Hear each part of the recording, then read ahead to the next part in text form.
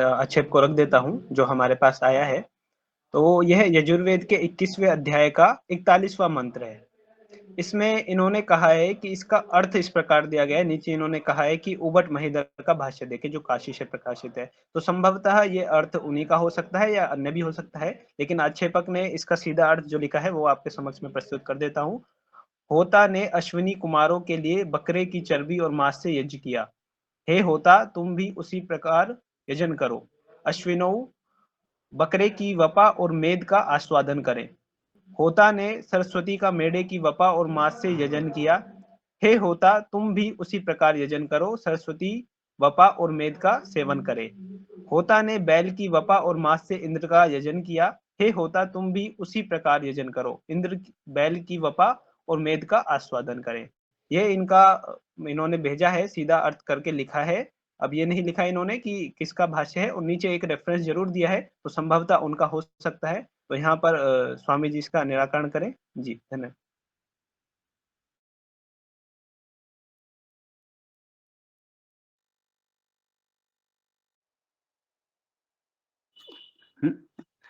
हाँ भैया जी, उन्होंने संदर्भ किसका दिया है? भैया आपने बताया उन्होंने कोई संदर्भ दिया है, जरा वो बता दीजिए, फिर मैं बताता हूँ।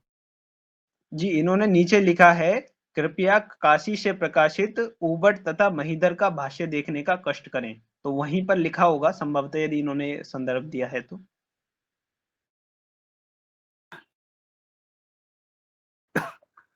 जी, पूर्णता स्पष्ट हो गई बात उनकी। उन्होंने इतना संदर्भ दे दिया है तो पर्याप्त है, इससे अधिक की हमें कोई आशा अपेक्षा नहीं। तो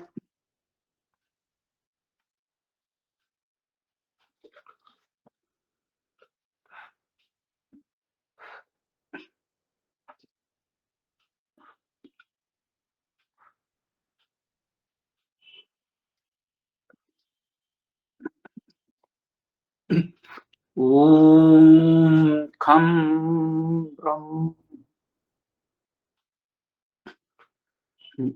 आज ये गंभीर प्रश्न आया है, आप लोगों ने प्रस्तुत किया है कि वेदों पर ये आक्षेप है कि तथा कथित यज्ञ कर्मकांड में कुछ पशुओं को मारकर कथित रूप से आहुति दी जाए या उनको भूना जाए और खाया जाए। ऐसा कुछ उल्लेख वेदों में कुछ लोगों ने बताने का प्रयास किया है। हम स्पष्ट कहना चाहते हैं कि वेद मंत्र में ऐसा कुछ नहीं है। हाँ, यदि किसी ने वेद पढ़ा है तो उसमें ऐसा कुछ नहीं, ऐसे नहीं है, हम ये भी बताएंगे। अब किसी ने यदि यह प्रश्न उठाया है तो उसका कुछ तो आधार होगा, हम उसकी बात भी करेंगे। किसी ने निराधार प्रश्न तो नहीं उठाया, ये बात भी ठीक है। उनका पक्ष अपने स्थान पर बिल्कुल ठीक है, स्वागत करते हैं, और उसका समाधान करना हमारा दायित्व है, वो हम प्रस्तुत करते हैं। उन्होंने बताया है कि उबट महीधर भाष्य में ऐसा लिखा है। ये बात पूर्णता सत्य है, हम विनम्रता से स्वीकार करते हैं कि लगभग 1 सहस्र वर्ष पूर्व आचार्य उबट ने यजुर्वेद का भाष्य किया। उसके पहले जो वैदिक काल था, प्राचीन काल में, ये हम आपको स्पष्ट कर दें कि वैदिक काल सृष्टि के आरंभ से या वेद के उदय से, जो जिस भाषा में कहना चाहे, आधुनिक शब्दावली में कह लें, वेद जब भी मनुष्य को प्राप्त हुए, जैसे भी प्राप्त हुए, वो विषय यहां नहीं है कि वेद कैसे आए, जैसे भी आए तो आए। तो वेद के प्राप्त होने के समय से और द्वापर युग का अंत या महाभारत काल तक का समय लगभग वैदिक काल कहलाता है। ये आधुनिक शब्दावली विश्लेषण में भी मैं कह सकता हूं। तो वैदिक काल में लोगों के बोलचाल की भाषा वैदिक थी। वेद में जिस भाषा का प्रयोग हुआ है वही भाषा लोग नित्य बोलते थे। तो अर्थ करने में कोई समस्या थी ही नहीं, सहज भाव से उसका जो भी अर्थ है लोग समझ लेते थे। फिर भी भावार्थ में थोड़ा बहुत अंतर तो हो सकता है, उसका उपयोग कहां कोई कैसे करे वो अलग विषय है, परंतु उसमें ऐसी कोई बड़ी समस्या नहीं आती थी क्योंकि वो बोलचाल की भाषा थी उनकी। अब उसके पश्चात धीरे धीरे जब वैदिक भाषा बोलचाल की भाषा नहीं रही, लौकिक संस्कृत भाषा, पाली, प्राकृत, अपभ्रंश जैसी भाषाओं का विकास हुआ, तो जनमानस वेद की भाषा से दूर हो गया। अब वेद की भाषा तो किसी को आती नहीं, अब उसका अर्थ करें तो कैसे करें, यह समस्या आ गई। बौद्ध धर्म के, जैन धर्म के प्रभाव से भी ये वेदों का अध्ययन अध्यापन थोड़ा सा दुर्लभ होता गया, सीमित हो गया। घर घर वेद पढ़े जाते थे, अब कहीं कहीं किसी आचार्य के गुरुकुल में वेद पढ़े जाते थे, वो स्थिति आ गई, जन सामान्य वेद से दूर हो गया। ऐसे समय पर जो किसी आचार्य ने अपने शिष्यों को जो थोड़ा बहुत सिखाया बताया, वेद उतने तक रहा। जैसे तैसे वेद को कर्मकांड से जोड़ा गया, जी हां, जैसे तैसे वेद को कर्मकांड से जोड़ा गया और इस रूप में कम से कम वेद के मूल पाठ की रक्षा की गई। मैं उन आचार्यों को भी नमन करता हूं जिन्होंने वेद को कर्मकांड से जोड़ा। चारों वेदों में कहीं कोई कर्मकांड है ही नहीं, चारों वेदों में कहीं कोई हवन कुंड है ही नहीं। किसी को मिला हो तो हमें दिखा दे। मैं शास्त्रार्थ की चुनौती नहीं देता, विनम्रता से कह रहा हूं कि मुझे अब तक नहीं मिला है, किसी को मिला हो तो हमें दिखा दे। चार वेद में तो नहीं मिला, कहीं और हो तो रखे रहिए। तो मध्यकाल के आचार्यों ने वेद को कर्मकांड से जोड़ा और धार्मिक कर्मकांड, पूजा पाठ की प्रत्येक प्रक्रिया को वेद से जोड़ दिया कि भाई ये क्रिया, ये कर्मकांड आप करोगे तो वेद का ये सूक्त पढ़ना, ये करोगे तो ये सूक्त पढ़ना। उसका कहीं ना कहीं अर्थ उस कर्मकांड की प्रक्रिया से जोड़ते हुए करते चले गए। इसके दोनों पक्ष हैं, सकारात्मक भी और नकारात्मक भी। इससे लाभ भी हुआ और हानि भी। लाभ क्या हुआ? कर्मकांड के बहाने एक बड़ा पुरोहित वर्ग उत्पन्न हुआ जो जैसे तैसे वेद मंत्र रटे हुए था, पूजा पाठ में उपयोग करता था तो वेद पढ़ता था। वो पुरोहित पढ़ता था और बाकी लोग सुनते थे। कम से कम इतना तो वेद का प्रचलन समाज में बना रहा, उसके लिए हम उन आचार्यों को नमन करते हैं। उन्होंने वेद को बचाए रखा, नष्ट होने से तो बचाया, अच्छा किया। अब जब वेद को केवल कर्मकांड से जोड़ दिया गया तो उससे हानि क्या हुई? एक भ्रम फैल गया कुछ समय के पश्चात, या तो इसी अच्छे उद्देश्य से गया था। लोगों को लगा वेद ऐसे कर्मकांड के लिए हैं। अब वेद कर्मकांड के लिए हैं तो प्रत्येक पुरोहित, मंदिर, आश्रम या क्षेत्र के अनुसार परंपराएं अलग अलग हैं।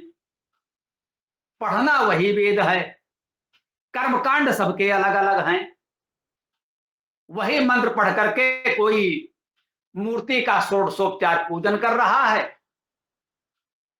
एक मूर्ति का 16 प्रकार से पूजन होता है, षोडशोपचार पूजन कहलाता है। किसी भी पंडित पुरोहित सामान्य सा भी हो तो पूछ लीजिए, वो ऋग्वेद के पुरुष सूक्त से उसका पूजन करता है। यजुर्वेद का 31वां अध्याय भी वही पुरुष सूक्त है, लगभग, पूरी तरह नहीं होगा, सूक्त पुनरुक्त नहीं होते, ठीक। तो चाहे वो मूर्ति पूजा का कर्मकांड हो, चाहे हवन कुंड हो, सारी क्रिया प्रक्रिया वेद सूक्तों के माध्यम से होने लगी। लाभ ये हुआ कि वेद सूक्त कम से कम किसी रूप में पढ़े जाते रहे। हानि ये हुई कि अर्थ का अनर्थ हो गया। अर्थ का अनर्थ कैसे हो गया? 2 उदाहरण देता हूं, एक विशुद्ध सकारात्मक और एक थोड़ा परिहास में भी। हम सब जानते हैं जनगण मन अधिनायक जय हे एक गीत बंगला में रविन्द्रनाथ टैगोर जी ने लिखा था। उन्होंने बहुत से गीत लिखे थे, उसमें एक गीत ये भी था। संविधान सभा ने निश्चय किया कि इसे हम राष्ट्रगान मानेंगे। अच्छी बात है, कोई ना कोई राष्ट्रगान मानना था, इसको मान लिया। संविधान सभा ने तय किया कि एक तिरंगा ध्वज बनाएंगे, इसे हम राष्ट्रध्वज मानेंगे। अच्छी बात है, कोई ना कोई राष्ट्रध्वज होना चाहिए, आपने एक तय कर लिया, अच्छा किया। अब उसके बाद एक नियम बना कि जब राष्ट्रध्वज फहराया जाएगा तो राष्ट्रगान गाया जाएगा। ठीक बात है, सभी देशों में होता है, आपको भी गाना चाहिए। अब जब तिरंगा ध्वज फहराया जाता है तो जनगण मन अधिनायक राष्ट्रगान गाया जाता है। अब कोई ये कहे कि जनगण मन अधिनायक पूरा गीत पढ़ जाइए, उसमें कहीं तिरंगा है? नहीं, कहीं नहीं है। गीत अलग लिखा गया, ध्वज अलग बनाया गया, बाद में उसे राष्ट्रगान, उसे राष्ट्रध्वज कह दिया गया और दोनों को एक साथ प्रस्तुत किया जाने लगा। ध्वज फहराएंगे और जनगण मन गाएंगे, जबकि दोनों का आपस में कोई संबंध नहीं है। वही स्थिति वेद की कर्मकांड के साथ है। वेद का कर्मकांड से कोई संबंध नहीं है, कर्मकांड से जोड़कर उसकी रक्षा हुई, इतना मैं स्वीकार करता हूं। ये भूमिका थी समझने के लिए। तो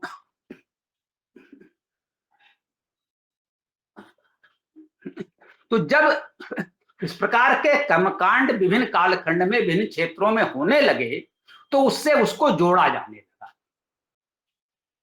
आपको जैसे कहा मूर्ति पूजा करनी है तो पुरुष सूक्त का एक मंत्र पढ़ा, आचमनम समर्पयामि, दूसरा पढ़ा वस्त्रम समर्पयामि, तीसरा पढ़ा नैवेद्यम समर्पयामि।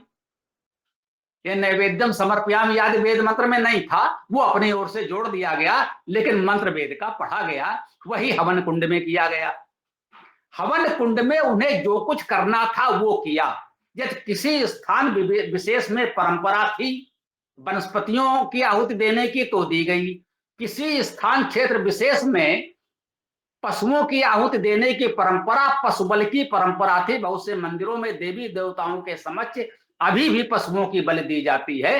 वैसे ही हवन कुंड में पशुओं की बलि देने की भी परंपरा इस देश में कहीं ना कहीं थी। कहते हैं बहुत पहले गौतम बुद्ध ने भी उसका विरोध किया था।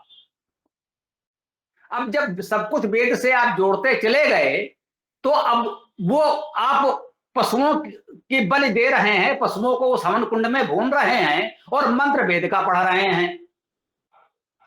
अब कहीं ना कहीं वो प्रक्रिया आपने लिखी, वेद का मंत्र लिखा और उसका अनर्थ हो गया कि साहब जो है वेद में इस मंत्र में तो ये आहुति दी जा रही है।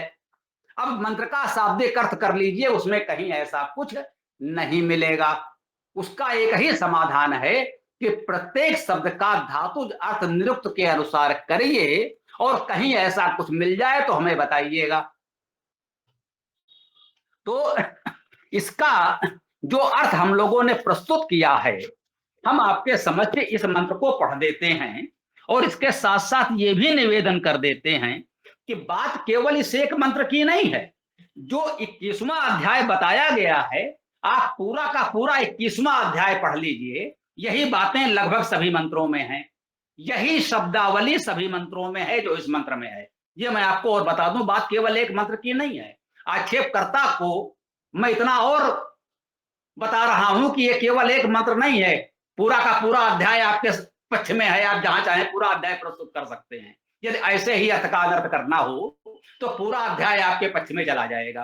पूरे अध्याय में यही बातें हैं और उबट बहीधर के भाष्य में पूरे अध्याय में यही सब मिलेगा। और पूरा अध्याय ही क्यों, ये अश्वमेध का प्रकरण कहलाता है।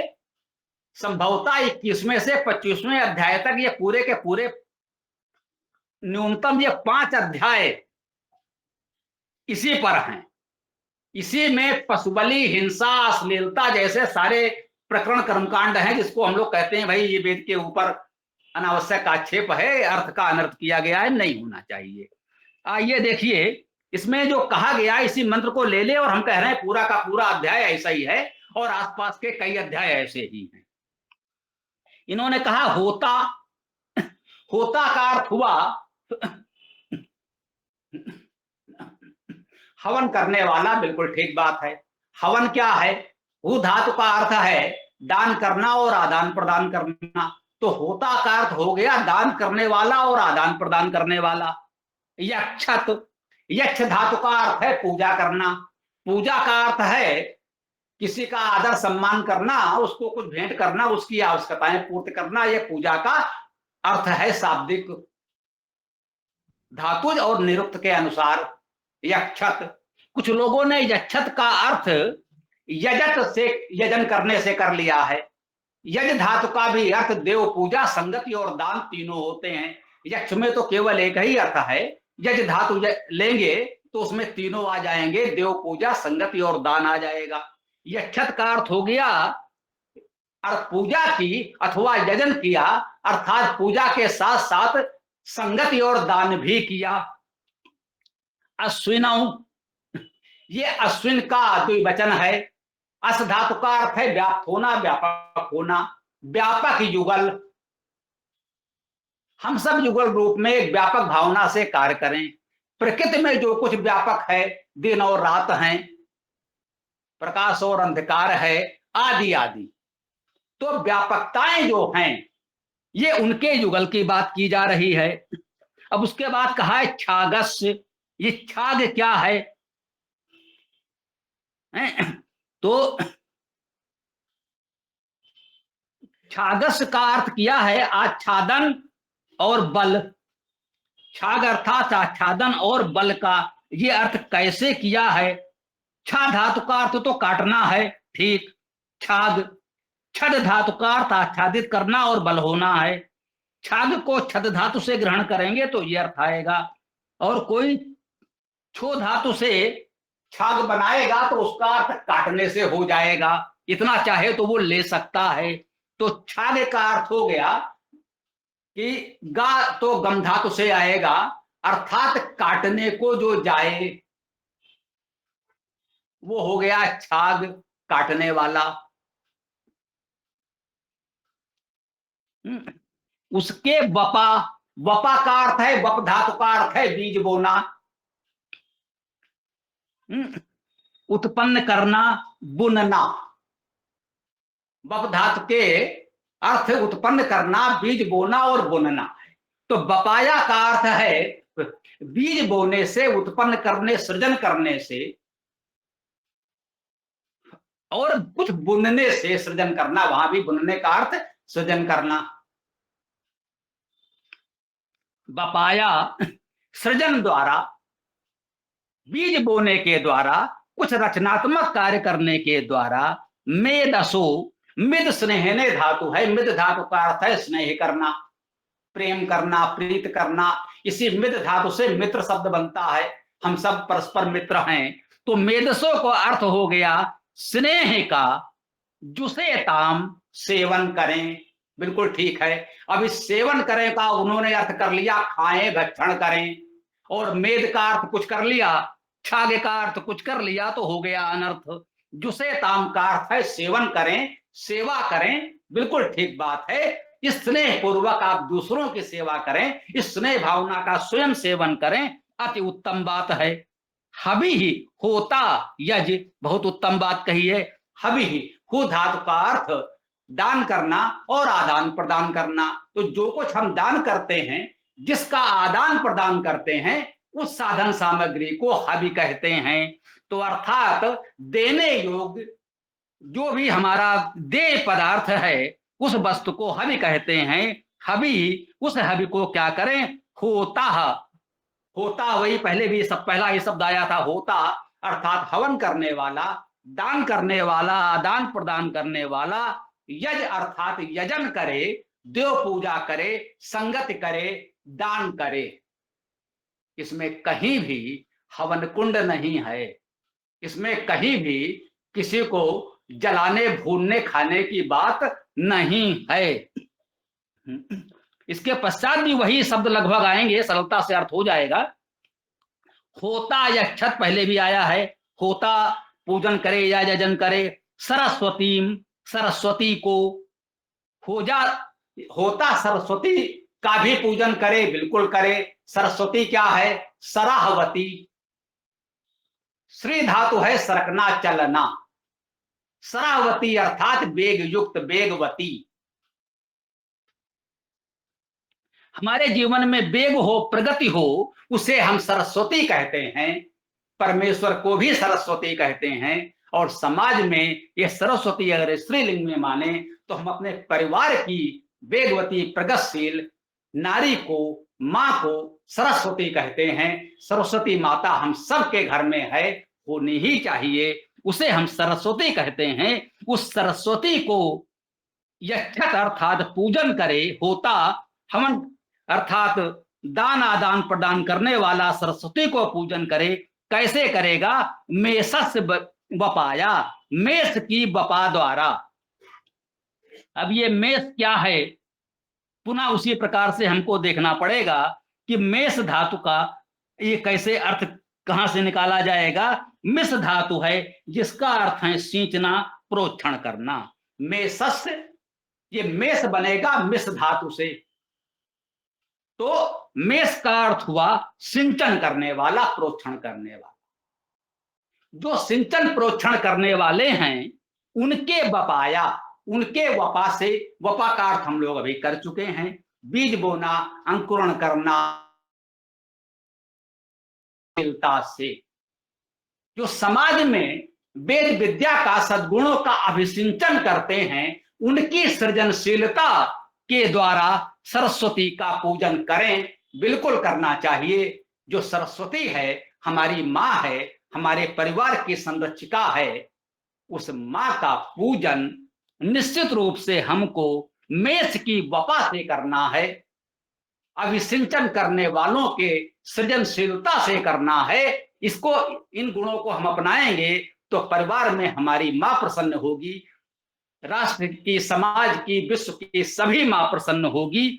अवश्य हमें करना है। और कैसे करेंगे? मेदसो जुसताम, पहले भी आया है मेदसो जुसेताम, तो वही है मेदसो अर्थात मिद स्नेहने धातु है, मित्रता की भावना से सेवन करें। हवि होता यज, पहले भी आया था। उस हवि के द्वारा, दान योग सामग्री के द्वारा होता हवन करने वाले अर्थात दान करने वाले, आदान प्रदान करने वाले यजन करें, अर्थात दो पूजन, संगति और दान के जैसे उत्तम कर्म करें। उसके पश्चात आया है होता यक्षत इंद्रम, अब उसमें सरस्वतीम था, यहाँ इंद्रम है। इंद्रम, इंद्र का अर्थ है यदि परमेश्वर धातु है, तो इंद्र शब्द का अर्थ हुआ परम ऐश्वर्यवान अर्थात परमेश्वर। उसी प्रकार से होता परमेश्वर, इंद्र अर्थात परमेश्वर का पूजन करे, यजन करे। ऋषभस्य बपाया, ऋषभ की बपा से। अब ये ऋषभ क्या है? ऋष तो हम सब जानते ही हैं। एक तो ऋषि शब्द हमारा परिचित है, ऋषि हम किसे कहते हैं? यहाँ ऋषभ है, उस ऋषि का प्रकाश, उस ऋषि का तेज, उसकी विद्या साधना का प्रकाश, उसके बपा से, उसके सृजन से, उसकी सृजनशीलता से, और मेदसो, उसकी मित्रता से, जुसेताम, हम सब सेवन करें। हवि होता यज, उस दान योग सामग्री से हम ये होता दान करने वाले, आदान प्रदान करने वाले यजन करें, अर्थात देव पूजा, संगत करें, दान करें। ये है इस 41वें मंत्र का अर्थ हमने आपके समक्ष शब्दशः धातुज अर्थ प्रमाण सहित प्रस्तुत किया। इसमें जो वो कह रहे हैं पशु तो छोड़िए, हवन कुंड ही नहीं है, जिस हवन कुंड में वो उन पशुओं को भून रहे हैं। तो उबड़ महीधर जी का भाष्य पढ़ें, बहुत विद्वान आचार्य थे, मैं उनको नमन करता हूं। उन्होंने बहुत बड़ा कार्य किया कि वेद को हमारे लिए सुरक्षित रखा, उसके पाठ को सुरक्षित रखा, अपने समय के प्रचलन, अपने क्षेत्र की आवश्यकता के अनुसार उन्होंने उसका जैसा भी अर्थ किया, कम से कम वेद हमारे लिए सुरक्षित छोड़ दिया। उनके समय में इस प्रकार के बलि प्रथा आज वहां उस क्षेत्र में प्रचलित रही होगी, तो वो बातें उनके मंत्र के अर्थ में जुड़ गई हैं, जोड़ दी गई हैं, मंत्र के अर्थ में नहीं है, उनकी ओर से जोड़ दी गई हैं। उसके पश्चात इधर दयानंद जी और उनके अनुयायियों का भाष्य देख लें। नहीं भाई, हमारे समाज को नहीं मानते, बिल्कुल मत मानिए। हमने एक एक शब्द का धातु जब प्रस्तुत किया है, इसे संभवतः और समाज वाले भी न माने, न माने तो न माने, मान लें तो भी हमारा विनम्र अभिवादन न माने तो भी हमारा नमन, कोई समस्या नहीं, हमने तो प्रमाण सहित धातुज अर्थ प्रस्तुत कर दिया। और एक गायत्री परिवार भी है, करोड़ों लोग उनसे भी जुड़े हैं। गायत्री परिवार के संस्थापक श्री राम शर्मा आचार्य जी ने भी वेद भाष्य किया है। उन्होंने उबट महीधर सायण के भाष्य के अनुसार ही अर्थ किया है। उनको पूरा सम्मान देते हुए आर्य समाज ने तो उनको नकार दिया, कोई बात नहीं, लेकिन श्री राम शर्मा आचार्य ने उनको पूरी तरह स्वीकार करते हुए अर्थ किया है। उनका अर्थ भी देख लीजिए, कहिए तो पढ़ देता हूं। उन्होंने इसका अर्थ किया है, देवताओं के याजक के द्वारा अग्नि देवता का पूजन किया गया, उसके लिए घृत बिंदुओं को श्रेष्ठ कहा गया। 41वां था का देवताओं के याजक ने दोनों अश्विनी कुमारों के नियुक्त बीज बढ़ाने वाली, देखिए वही अर्थ जो हमने किया है कर रहे हैं, बीज बढ़ाने वाली क्रिया से प्राप्त छाग नामक औषधि के वसा भाग से पवित्र यज्ञ किया। क्योंकि उस परंपरा को मानते हैं तो ये उसी रूप में कहीं ना कहीं आभास हो जाता है। हे होता, आप भी ऐसा ही पवित्र यज्ञ करें। देवताओं के याजक ने दोनों सरस्वती को प्रसन्न करने के लिए बीज बढ़ाने वाली क्रिया द्वारा प्राप्त मेष औषधि के वसा युक्त भाग से यजन किया है। होता, आप भी ऐसा ही पवित्र यज्ञ करें। तो देखिए, ये श्री राम शर्मा का अर्थ हमने पढ़ा, जो गायत्री परिवार के संस्थापक हैं और समाज में नहीं हैं, ये मूर्त पूजक भी हैं, कुंडली आदि भी बनाते रहे हैं, सारे इन्होंने पुराणों का भी संपादन प्रकाशन किया है, ये विश्व पौराणिक माने जाते हैं यार समाज में। उन्होंने भी ये अर्थ किया है, हमने अपना अर्थ प्रस्तुत किया।